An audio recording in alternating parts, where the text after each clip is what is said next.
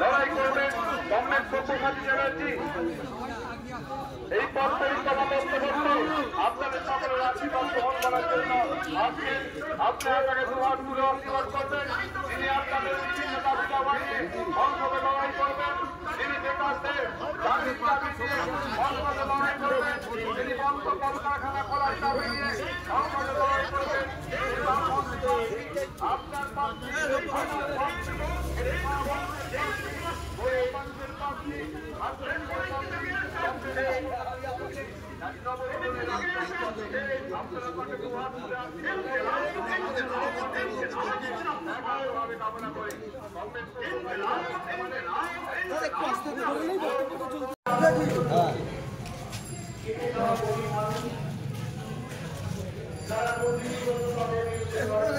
তোমার সঙ্গে দেখা করে দেবো বুঝলে।